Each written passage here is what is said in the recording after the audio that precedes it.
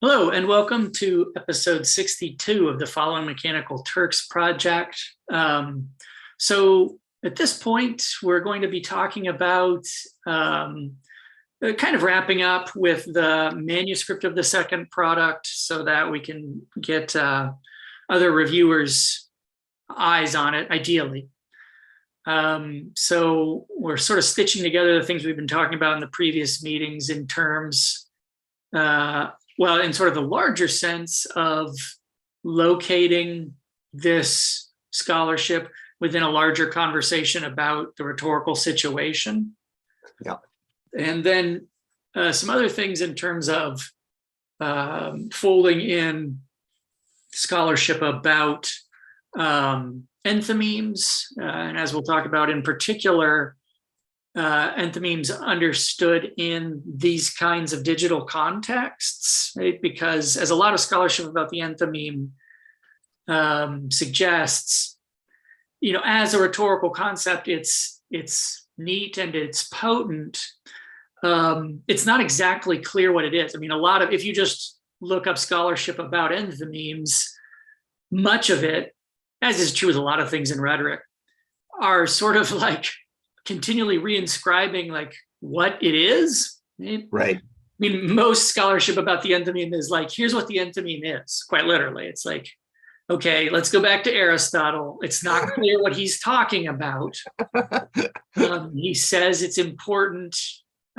We tend to sort of say it's the rhetorical syllogism, i.e., instead of dealing with the certainty of a syllogism, right? Necessary premises, all bachelors are unmarried. Jim is a bachelor, therefore Jim is unmarried, right?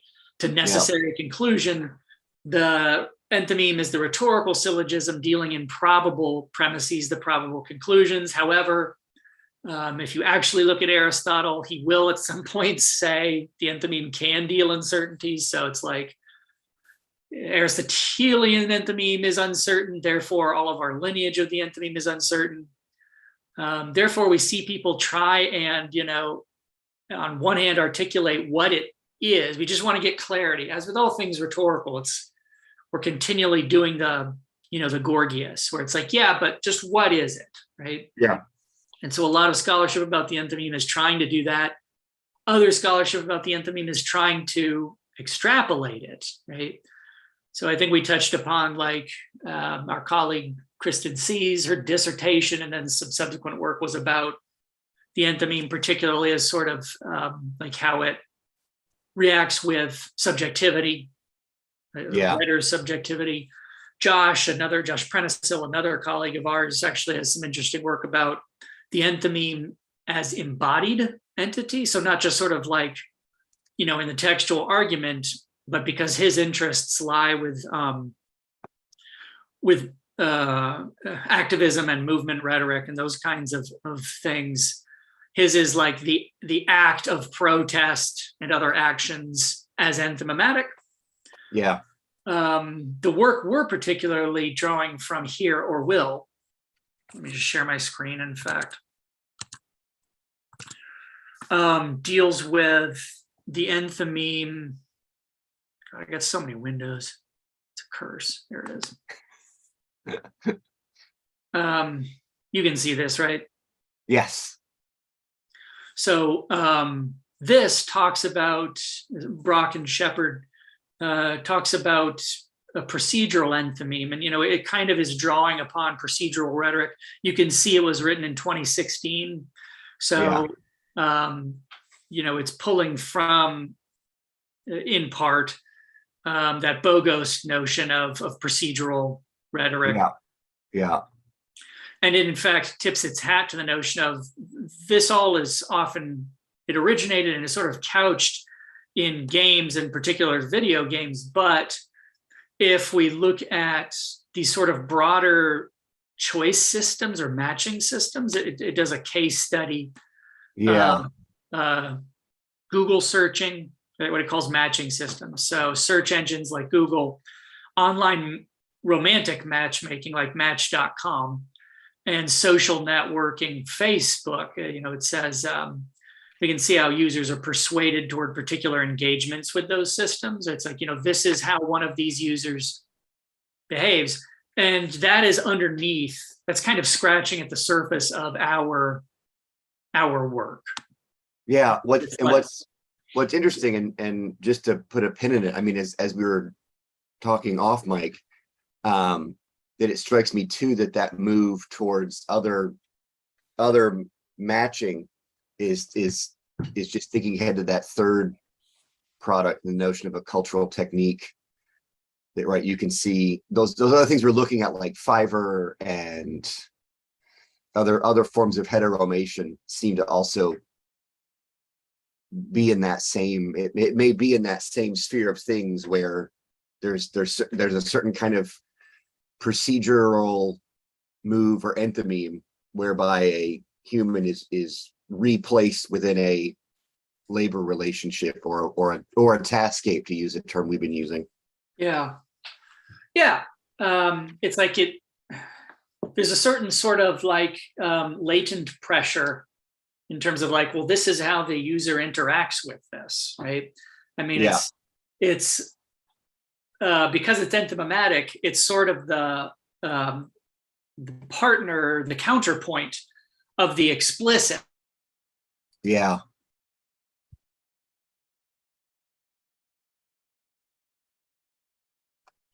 Where you psychological experiment where they were, oh shoot, I might be freezing periodically here.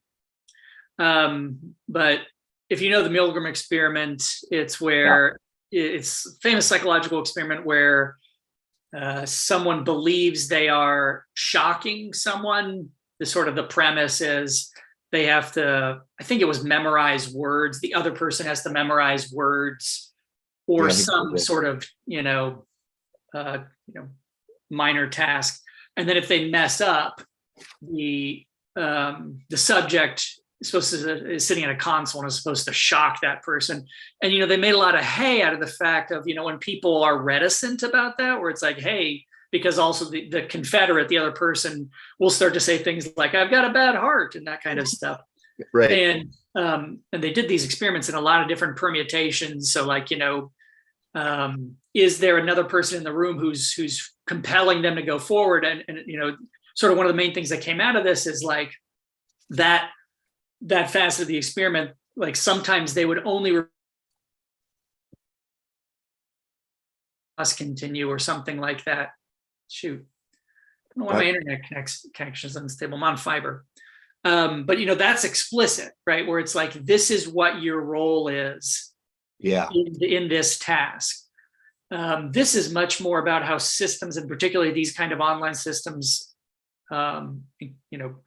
exactly like the one we're dealing with, latently induce, this is how you should be shaped as a user. Yeah.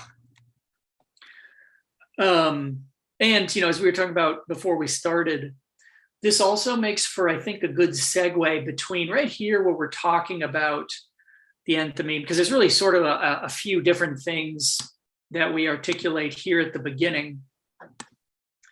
At the end of the introduction, that we identify as meaningful rhetorical elements in this taskscape situation. In fact, we can kind of tinker with the language here once we're finished in the middle, because then we can set things up a lot more cleanly. But it's meta discourse, and we have some scholarship about meta discourse, the enthymeme, audience targeting, and exigence or incentives. And there's a transition from the summaries that Turkers are producing to also the hits that we are generating. And I think this concept of the procedural enthymeme, combined with what Ben Hanrahan talked to us about on mic when he was a guest, where at the end of his conversation, he sort of was asking us, and I believe it's in the video, I don't think any of that conversation happened off mic. I hope not. Where he's asking about sort of like, because we mentioned we use, in the first phase, Turks tools to make our hits, right? Yeah. And he sort of asks, well, did you look at how, because this is his purview, it's like, did you look at how those tools, right, that composition tool shapes you into the production of particular hits, right? So not just a kind of Gibsonian affordances, right? Where it's like a hammer lends itself to particular kinds of tasks. That's also Latourian, right? Yeah. Sort of famous Latour thing about how the knife wants stabbing. I think it's when he's talking about the NRA, right? Yeah. The hybrid, right? That's the gun people kill people.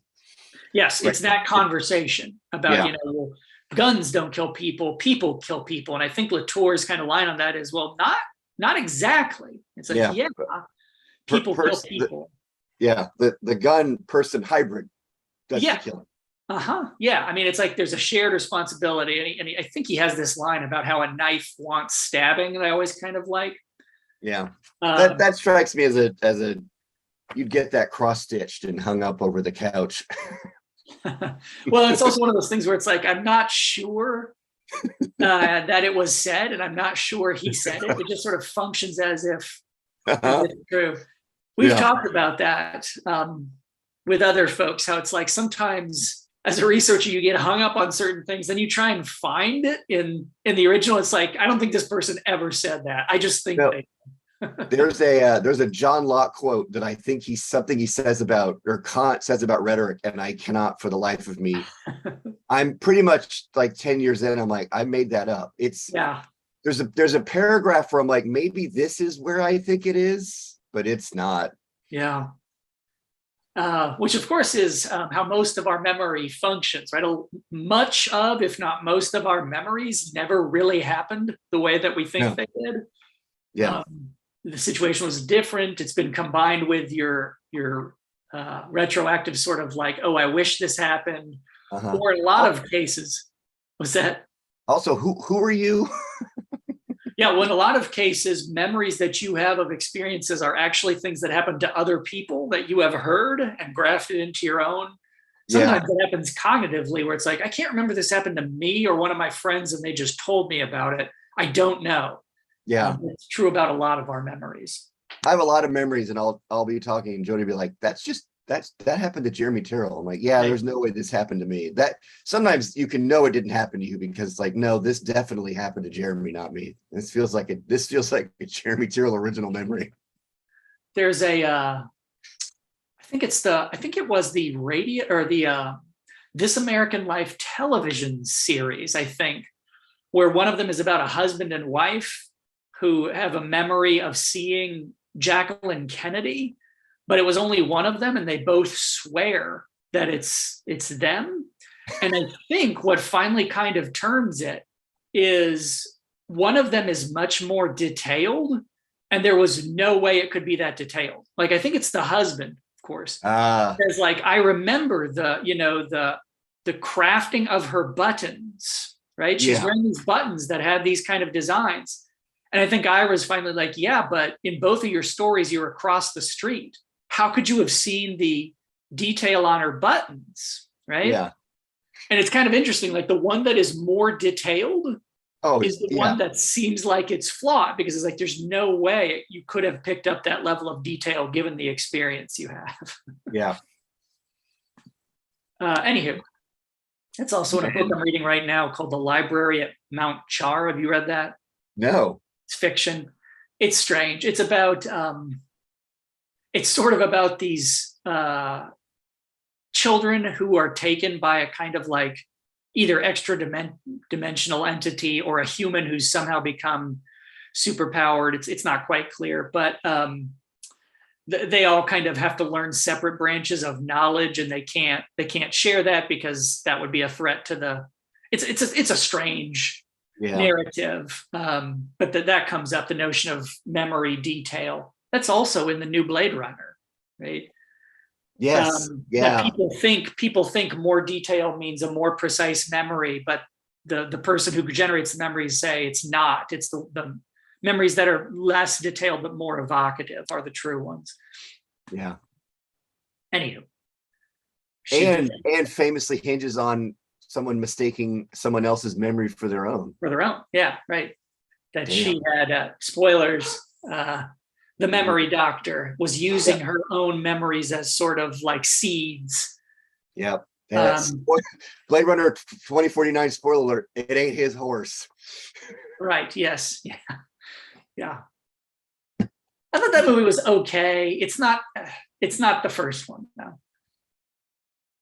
Yeah, the first one, man, you can't I real back and watched it. I'm like, why do I like this so much? This movie is boring as shit, but I still love it. Yeah, that's part of its thing, is that it's like it's slow and dull. Yeah. And I mean, like plot wise, it's like there's very little. Really. I mean, it's kind of running down these fake humans, but it's going to take a long time. But I mean, that's why it works, is it's just sort of this tone poem about, the human condition that at this point is kind of trite, but at that point was just a guy trying to get his pictures back. Yeah. Get your precious photos. Police. I have Rutger Hauer's autobiography, and it's called All Those Moments. That's the title of it. He's really proud of that work. Yeah. Anywho. Okay. So I can't remember how we got from there to here, but that's also a problem in this piece, where you can see the transition from this little joint here is overt. It says we might turn from Turker's summaries by examining their successes at their intended goal, right? Producing readable summaries, to our goal, which is producing hits that are clear and fair. And so like, this is the means to make that transition, but there's no exigence behind that, right? It's like, well, why are we making that transition other than you saying, okay, we're done with this, now let's move to this. I think this notion of procedural enthymemes helps us, and Hanrahan's notion of, but what about Turks tools? And by extension, Qualtrics, right? Because we use Qualtrics for the second phase, and it has slightly different tools. That's touched upon in the methods, where it says we used Qualtrics for this. It doesn't give a rationale really why and what the effects of that, right? I mean, there is a rationale, which is like, well, you can't really do what we wanted to do with those built-in tools. So we had to use Qualtrics, which is designed from the ground up for exactly this kind of stuff. It's like, if you need to give some form of survey or survey related thing, Qualtrics is all over that. But so I think that work helps make this transition meaningful by saying, that notion of the procedural enthymeme applies not only to Turkers as, well, this is what the system wants from me, but to us as, well, this is what a hit should be, right? Yeah. And I like that move because it follows, right, the kind of I mean, the move of this piece, which is we wanted to get within, or the project as a whole, which is understanding this platform by participating in it. And so, right, I think it would be strange if we didn't attend to the ways in which we are being shaped by the taskscape. Right. Yes. Particularly when it comes to setting up methods. So I think this, yeah,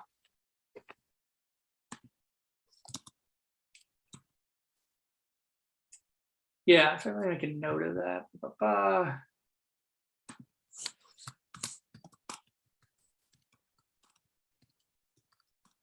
Because it strikes me that, right, this notion of the enthymeme is completely resonant with the notion of the taskscape, right? The taskscape works enthymematically. Yeah, and I mean, and the enthymeme too, not being a kind of overly deterministic, right? That it doesn't, I mean, we're right. Yeah, it's different than overt. And see, we kind of discussed the enthymeme, right, as a counterpart of meta discourse, because meta discourse is explicit tangling with the scenario, right, where they're saying, well, it sounds like this, but I'm not exactly sure what you want to do. That's making the friction between the Turker and the taskscape kind of explicit, where it's like, this is the negotiation I'm undergoing because I'm conscious of, I'm not exactly sure what it wants from me. Yeah. Enthymeme is where it's not conscious, right? Where even simple things like making judgments about, oh, well, that's a father and son. And that's enthymematic. Yeah. Right? It's Yeah. like, Or weirdly, it's a girl who can't buy cigarettes. yeah. I mean, well, see, making mistakes is part of this, quote unquote mistakes is part of this Yeah. as well, where it's like, well, that reveals it's enthymematic because there's nothing in the piece saying, well, this is about someone who's 18 years old. That is not in the piece. Nope. But it's an enthymematic assumption a Turker is making about, well, they said 18, therefore they're talking about what you can do when you're 18, i.e. buying cigarettes. Yeah. What's also, I mean, to it fits into the whole, oh, I lost it. It was right there. Well, I mean, also there's, if we're also, and maybe this is something to tease out again, a pin for the next piece, is that being able to read enthymematically is something that that M Turk is seeing as the human in a human intelligence task. Yeah. I mean, that's a question. And see, I kind of think about that because it also means that the machinic summaries that start the piece, Yeah. this notion of machines can summarize books, right? And right, a machine could summarize our paragraph, and in fact, we do that in the discussion, right? But it underscores that isn't innocent, right? Where it's like what the humans making mistakes, quote unquote mistakes, or even correct assumptions, oh, they're father and son, or they're talking about buying cigarettes. What that reveals is from similar tasks comes similar positioning. The machine that's writing a summary is in a sense, no less enthymematic.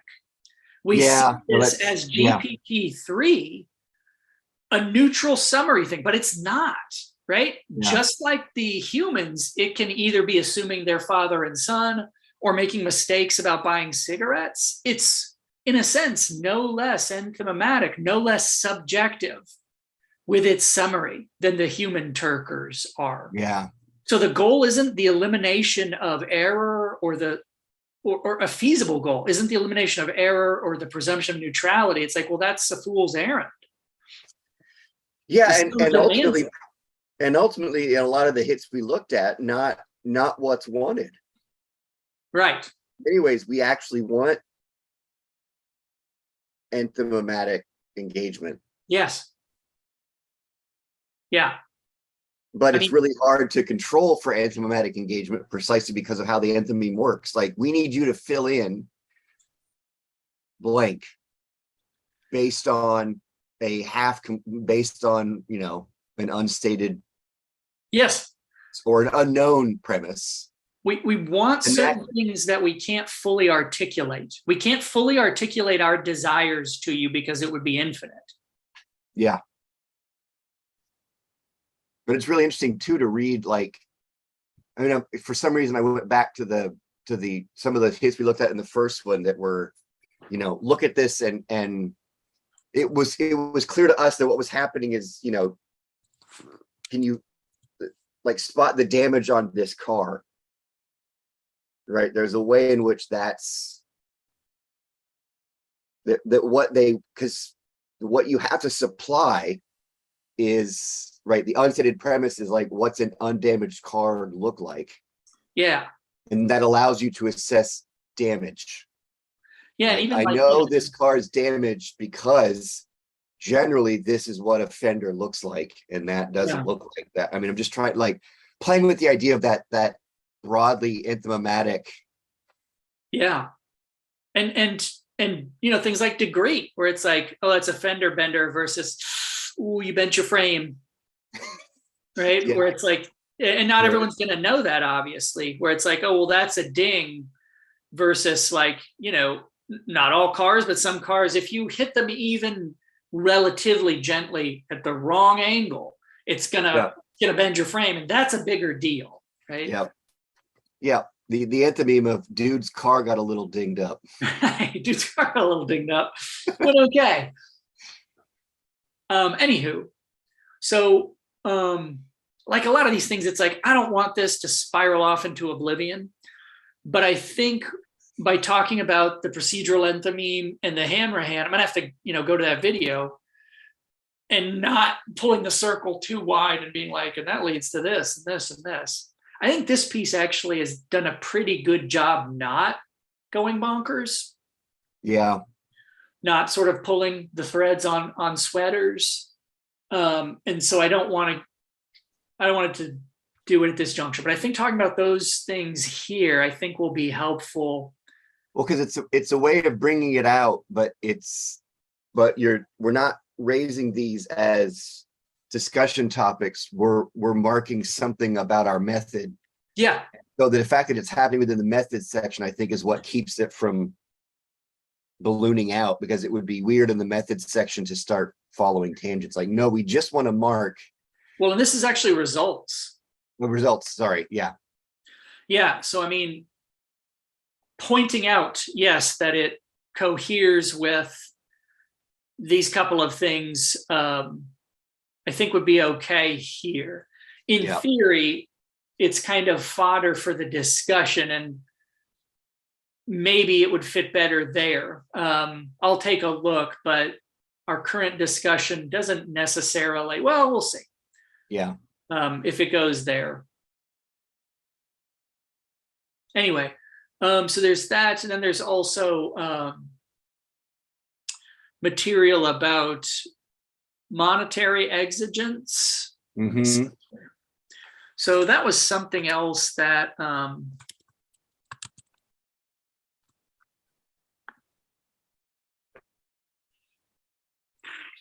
this one, yeah. That there are some pieces about incentives. Let me see, I think this is one. I think this is, yeah, so there's a special issue of Advances in the History of Rhetoric that deals with rhetoric and economics. Okay. Wait, what are you seeing right now? The Hanrahan piece on the expertise involved in deciding which hits are. Yeah. So that's one thing about, because that talks explicitly about the role of compensation as an incentive. Then there's also, I guess just let me. This is the kind of intro. So Longacre, or maybe Longacre. I really don't know. I think it's Longacre. Was the guest editor, I believe, for this special issue of Events in the History of Rhetoric about rhetoric and economics. And his summary, and then I think it's the McDonald, from incentive fury to incentives to efficiency, kind of traces the exigence of economics rhetorically. The other pieces in the issue, let's see, where are they? Yeah, so the other pieces are kind of, they're more specific and so less applicable, because like this is looking at in the presidency and GDP and that kind of stuff. This is looking at 1720 bubbles, where it's neat, but it's a lot of these are just sort of like they're situated interpretations of things and events. But these first couple are a little more sort of broadly about the exigence of money. Yeah. Oops. Sorry, I hit the wrong thing. So I wanted to fold that in as well a little bit when we're talking about incentives, because we parse out these four things at the end of the intro where we talk about meta discourse, the enthymeme, audience targeting, and I'm not exactly sure if anything is needed there or if it's appropriate. But then also exigence, monetary exigence. So I like having these kind of things to help interpret or mark those things as, it's not just us saying, oh, and by the way, money was a big deal. It's like money was a big deal, but there is also thought about that in Yeah. rhetoric. Yeah. I'm wondering too, if there's a way that incentive as exigence gets at audience targeting. True. Right. I mean, I'm thinking of that Hanrahan piece you just pulled up, right? The expertise involved in selecting which hits to do is essentially, right? Because there's a sense in which audience targeting works interestingly, because the audience are users of the platform making decisions about what hits to do. And so it strikes me that a primary way of targeting audiences, particularly, right, is as we even in our method, right, the idea that there's tiers of Turkers with more experience, that the platform itself is built for audience targeting because of the various ways that you can look for and select Turkers. And a lot of that is built around incentive systems. Well, and that's why, there is some overlap between those. It's split out because there are, as you point out, sort of finer gradations in terms of these are Turkers who are experienced, right, within the system. Yeah. Literally, where they have, rankings, and it's like, well, these are X percentage and X number of hits done, and therefore they, bear particular credentials.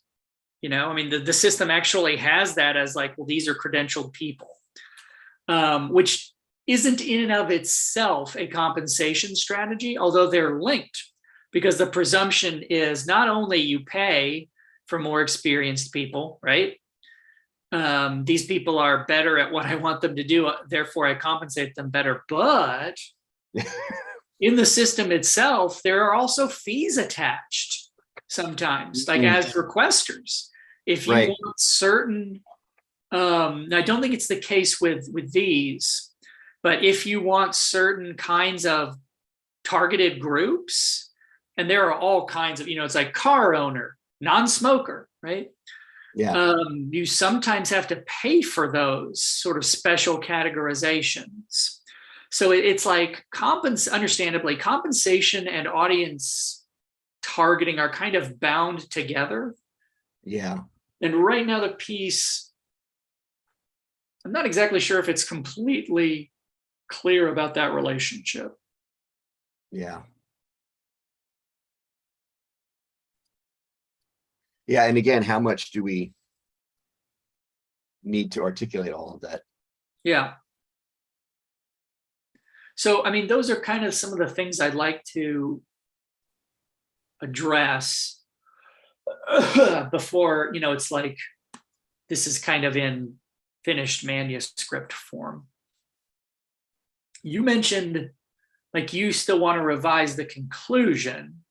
Yeah, and I mean, I've got some stuff on the rhetorical situation I want to add, but I'm wondering if I should hold off on that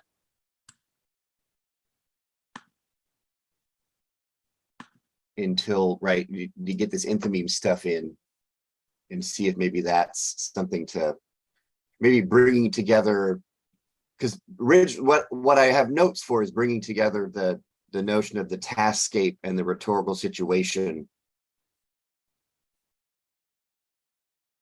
But I'm wondering if that enthymeme will bring in, if that needs to kind of also be bundled up in that did anybody right that starts to, so right, we've defined that, right, that the taskscape itself generates that whatever human intelligence, whatever the human is, whatever the task is, and whatever intelligence is, right, in the hit, that's getting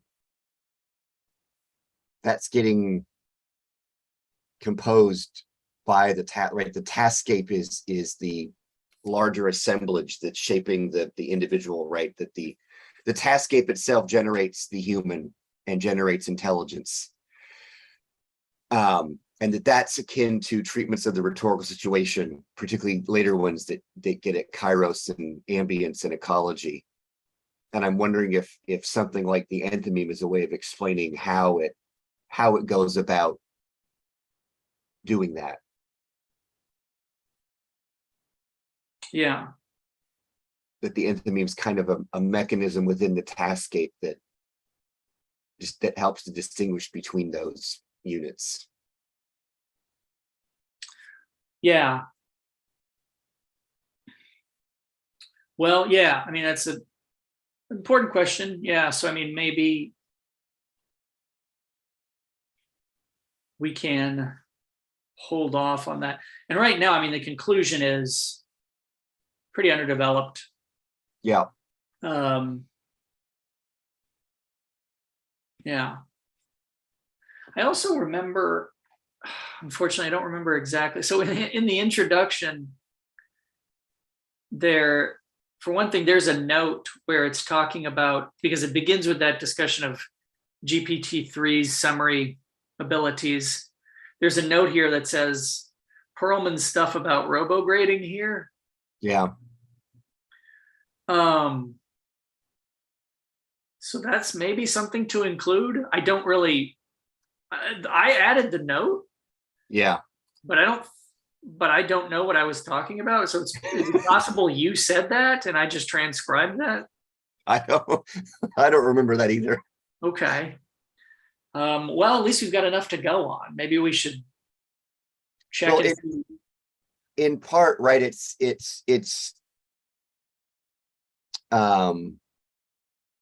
it may be linked to, I mean, I'm thinking of the in the tour collection that Paul and I did and that your piece is in, the final chapter by Janelle Johnson and Jim Brown, where they talk about that, and they do a kind of Aramay science fiction essay where the robo grader is narrating it, and so I think there was a sense in which, right, the idea of I think it's starting to gesture towards the idea, and this may be when we were originally doing the Ulmer, Ong, right, the different forms of literacy, that the notion of the robo-grader was getting at, that in that whatever digital literate, right, whatever the third one is, it's human beings being read. And so it may be that Les Perlman on robo-graders was, right, the idea of potentially opening that up, the idea that in this particular scene, that human beings aren't necessarily the only readers, but they're oftentimes being read by machines. Yeah. I mean, this is from his site. Some interesting things here, right? To computers, meaning is not only invisible, but it is also irrelevant, right? It may be worthwhile just to, I don't think it has to be a main piece, but but point out something about, probably not right here, probably actually in one of these two paragraphs, about this notion of how they, how this manifests in, because this is about grading, right? And we do have an explicit turn, in the introduction where it says, this was brought into education. Oh yeah, I think it's right at the beginning. Which either picks at some of Perlman's critiques or just simply reifies them or whatever. But maybe since he is someone who's dealt with this. Yeah.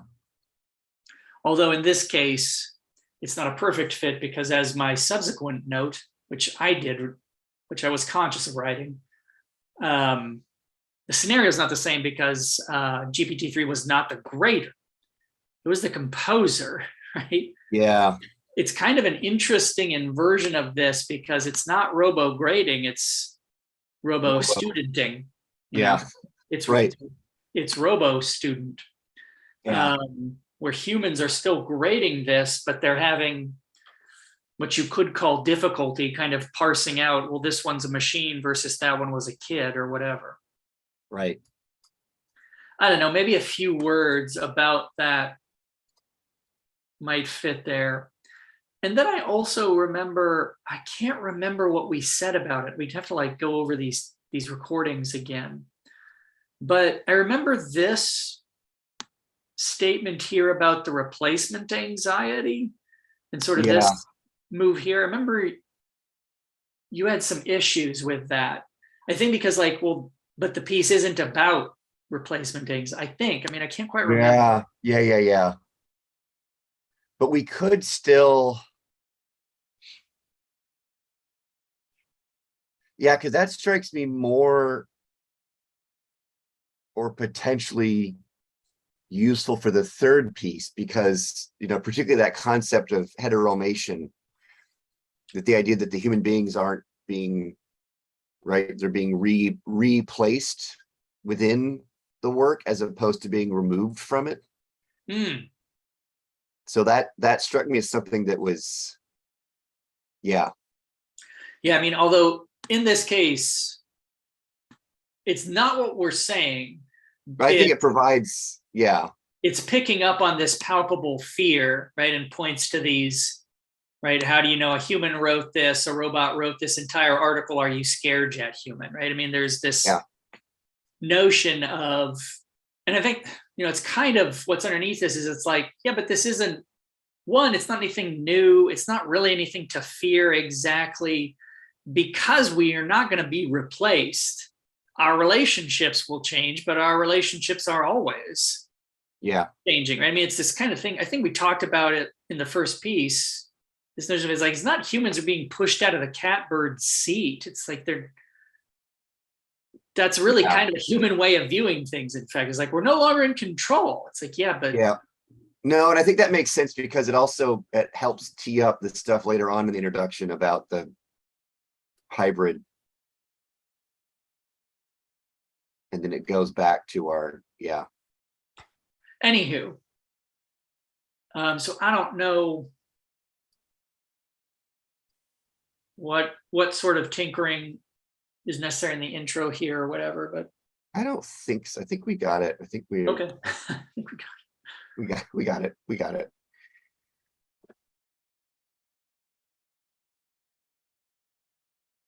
Yeah, I think primarily it was fleshing out the methods, adding in the Taskscape stuff, and then layering in the Taskscape stuff into the methods section. And then I've also, with the meta discourse, I used that as a moment to then layer in the Taskscape stuff into the results section. So just making sure that that wasn't just dropped in, but was a kind of consistent framework for the piece. So I found moments where, right, where the meta discourse becomes a moment where the Turkers are actually responding to the Taskscape and how it's positioned them. And and that might also be a place too to build in some of the incentive stuff, which is right, the need, why attend to the Taskscape in that moment? Well, I'm worried that I won't give a satisfactory answer, and so I won't be compensated. So I feel the need to attend to, like, you've asked me to summarize audio that I cannot hear. Yeah. Even though, right, we say,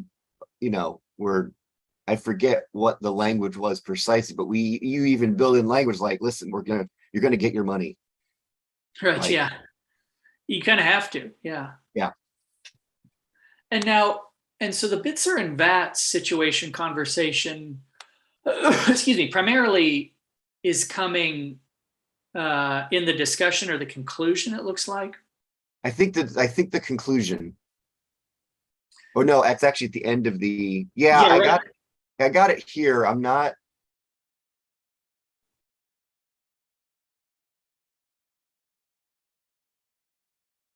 I was just curious.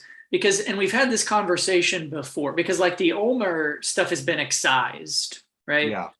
And there's always this, we've had this conversation about like, is that a frame or is that a conclusion, right? I mean, is this like, this is the frame in which we're working this notion of the rhetorical situation, or is that a conclusion?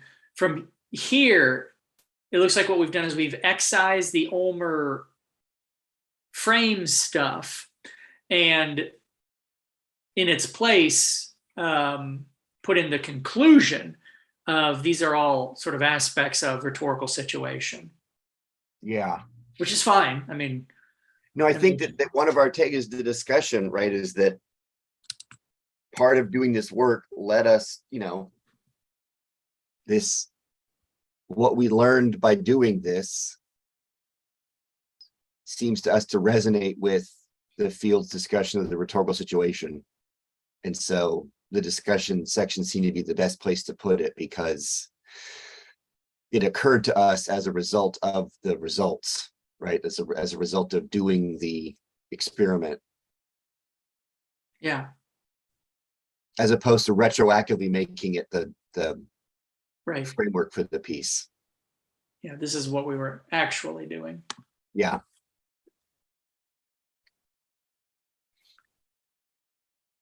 Yeah, I was just looking at our notes, and so that shifts it from this notion of conversation about literacy to a conversation about the rhetorical situation. Because it, I think, more broadly places it in that question of affordances and constraints and, discussions around the human agent and agency. And I think that's what I was getting at earlier. And I think the enthymeme actually really helps to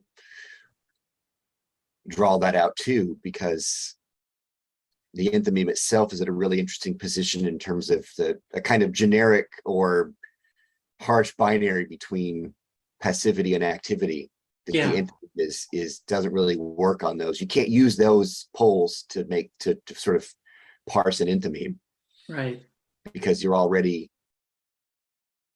any capacity to engage or respond to an enthymeme is already a function of being already entangled in that enthymetic structure. So in that sense, you can only do something by virtue of a bunch of things you haven't really done. Yeah. Right. You've been capacitated by virtue of participation. And yet it's not determinative because you can reject it and things happen otherwise, Yeah.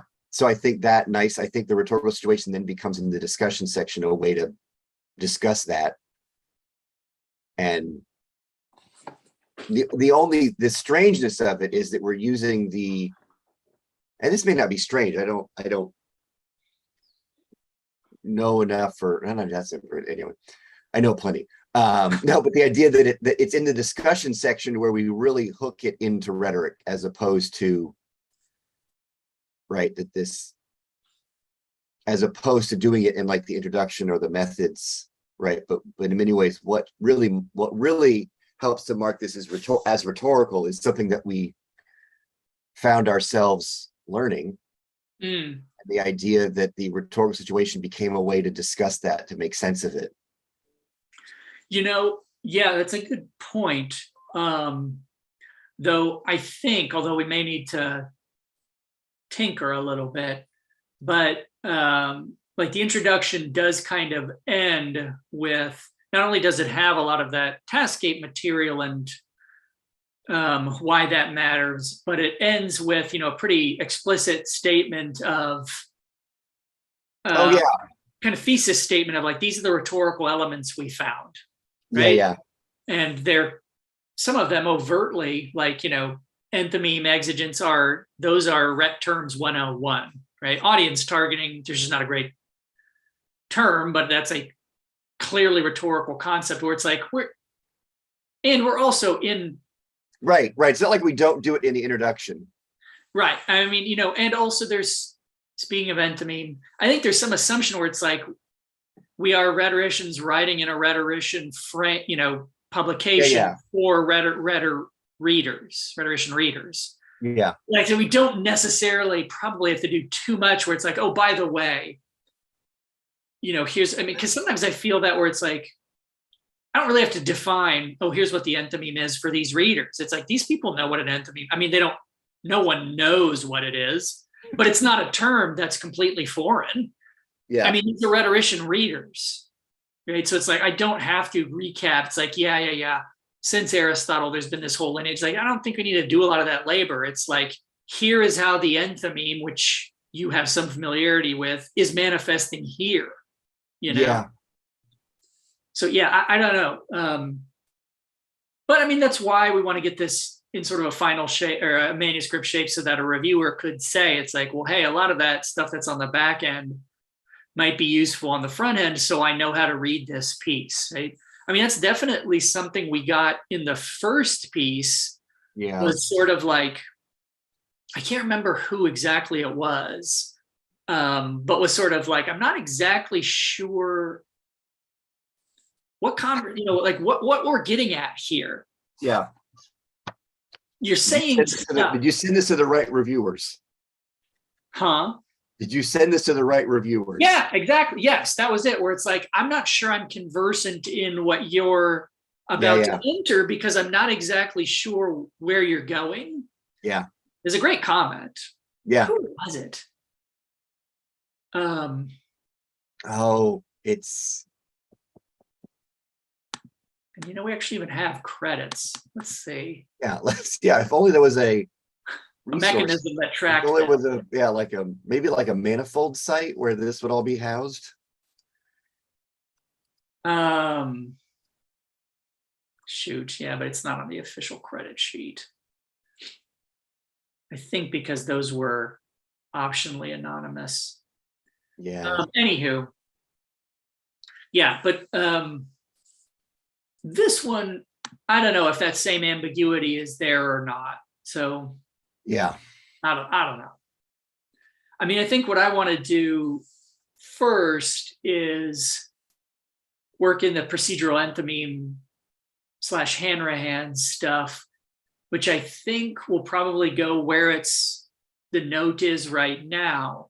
The only caveat is that is technically in the results, and it's a little bit muddling. I mean, results is usually more literally for this is what came out, and discussion is more, here's what that means. The kind of caveat there is right now the discussion is such a more kind of hooked in. It's the discussion is already doing a lot of more of kind of like not abstract, but it's more sort of like far reaching.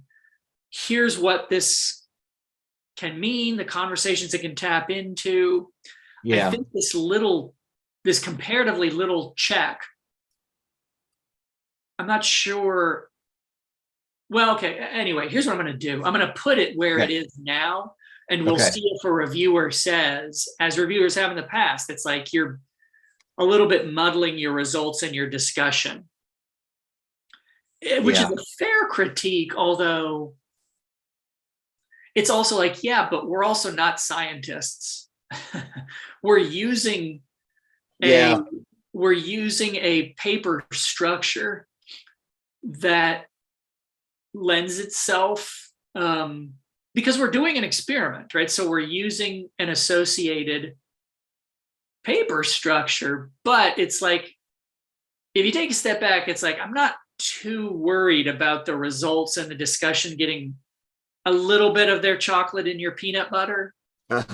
Because it's like, yeah, but we're not scientists where our concern is like,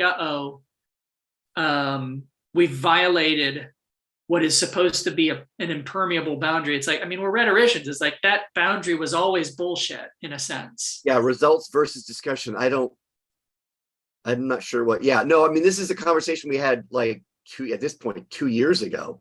Yeah. Right. Like the actual it particularly, I think, for both of us, but I know I really struggled with like how to write in this format. Was really like how to not just immediately go into the consequences, implications, speculative mode. Like, no, there's actually a section for that, Nathaniel. And I'm like, it's really hard to, because I'm also like, it's really hard for me to write that way, but also like just conceptually, I don't understand how any of this, all of this is that, right? It's the idea that these are discrete. Right. Well, and see, and here's the thing, and I'm not, as with everything in my life, I'm only partially kidding about this. If that's the critique, do you know what the fix is? Change the name of the sections. Don't call it introduction, methods. Take those away and give them some other name. And it's like, oh, okay, well, this is no longer an IMRAD paper, even though we're talking about a method and experiment and its implications. Yeah. If that bothers you so much, just change the name of those section headers and it's what we're interested, the shit we wanted to do, the shit that happened, and what's neat about it. Yeah, I mean, if we change those names to something like, introduction, frameworks, findings or whatever, it would fix that problem. Yeah, that's because true. People wouldn't be importing the baggage of IMRAD by saying, oh, you need harder partitions here. Or if we even just called them things like, just pulled as is often the case with kind of like humanities papers, this section titles are, like a quote or, something about that's about the material to follow. Yeah. So all that is to say, it's like, if that ends up being a problem where it's like, well, partitions here are a little too soft. It's honestly a fix to say, all right, well, then we just won't use those. We won't use that terminology. We won't import that baggage, and therefore it's fixed. Therefore, it's just a humanities paper now. We don't need to rewrite this section because it turns out this isn't a. You're right. These aren't results, so we can fix that by just not calling it results. Yep. Yeah, I mean, we're sophists. Whatever works. That actually kind of came up to me because I was looking at it. I was like, and that's always the case where it's like if you're in this kind of cusp where it's like, and there is rhetoric work that is much firmer with it's like, here's the experiment we ran, here's what popped out of it. There's just like much firmer IMRAD style work. But if this isn't that, then we don't need to pretend. Isn't thoroughly rewriting it to make it fit that structure. It's just to say, okay, well, then the structure doesn't fit. And then we're back in the sort of traditional humanities Wild West where there is no inherent defined structure to the piece beyond sort of like, well, you probably should have a thesis and then proof of it. Yeah. And then all the section titles are puns. Right. Something with a colon in it. No colons. No colons. Yeah, we moved away from the colon. Colon now is crutch. Post colon. Yeah. Anywho. Post colon. What's that? Post-human and post colon. Boy, I was watching a YouTube video from a guy who is post colon. He is, as you do. Well, his work actually. Speaking of an enthymeme, so I was watching a YouTube video of a guy that's post colon.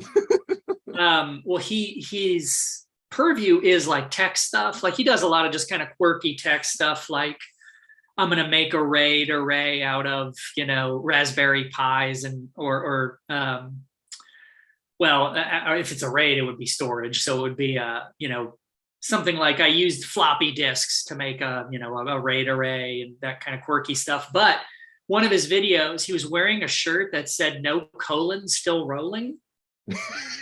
Well, it would no colon, still rolling. And he has severe, or I guess he still has severe Crohn's. Yeah. And so he had a colonoscopy. And so, he just sort of was talking about, it's kind of interesting because it starts with these like, the first move is, I don't know when I'm pooping. I could be doing it right now. And he says like, I wear a colostomy bag. And I didn't watch the whole thing because at some point I was like, this is a little too much for me. Yeah. As you know, I'm squeamish about some bodily things. Some things I'm perfectly fine with. Other things I think ones that touch me too personally, I'm like, I don't want to know more because it'll lodge in my brain like grit. Yeah. Men of a certain age shouldn't be making too many jokes about colons. Right. And this, by the way, not for nothing, I Googled it. There's a ton of swag. This no colon, still rolling is apparently a thing. Well, he pointed to buttons. Yeah, he pointed to another tech YouTuber who has similar, I don't think he'd had a colonoscopy, but has similar like severe Crohn's. Big surprise. There's a fair overlap between techies and Crohn's. And, you wonder what, if anything, there is determinative. It's like, well, if you're not going to be, Yeah. if you're spending a lot of time within arm's reach of a bathroom, it's like, well, maybe I'll hop on my computer rather than go outside and hike, right? Yeah. Or if, as is being teased out, there are things like a third circle there, which is, autism spectrum conditions, neuroatypicality, Yeah. where there is seemingly some link between digestive issues and being on the autism spectrum. Oh, wow. Yeah, it's interesting. In fact, to the degree that there is research trying to suss out, it's like, well, is there some sort of like gut fauna thing that drives both autism wow. and gut irritation? Yeah. Yeah, it's like I think one of like the diagnostic criteria of autism spectrum is, it's like, how's your digestion? If you have IBS, there's a chance, Wow, that is really, I mean, yeah.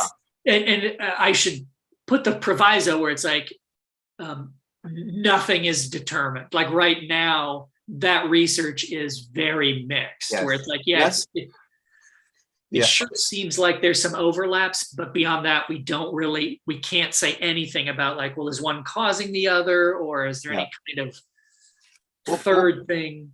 We'll pop on a quick disclaimer, which is this is all research in process, and we are English professors. Right. But seriously, if you haven't, yeah. But anywho, that and again, neuroatypicality and tech professions, there's that's so ingrained, it's a stereotype, Anywho. Yeah. So I think that's the next thing is, I want to work with that. I want to also pull in the monetary exigent stuff. My hope is those won't be, as I mentioned, kind of pulling the thread on a sweater. I think it'll be able to keep it kind of contained. Yeah. But I think it'll be useful labor. In order to do that monetary exigent stuff, I probably will have to figure out, like, when we're talking about audience targeting, what's the relationship between that and monetary exigence? Is that a facet of audience targeting or what?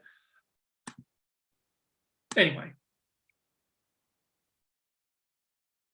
Yeah, because in the conclusion, it's really just kind of treating them compensation strategies and audience targeting may be more effectual. Well, like maybe you then should talk about compensation strategies as a facet of audience targeting. Yeah. Audience targeting, including compensation strategies. Why are those being separated?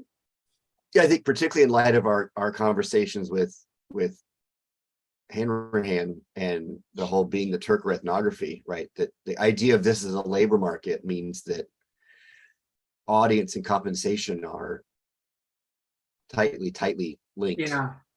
I mean, probably not many Turkers are in it for other than compensation reasons. So I think they're extra tightly linked. All right. So that's the gist of it. Okay.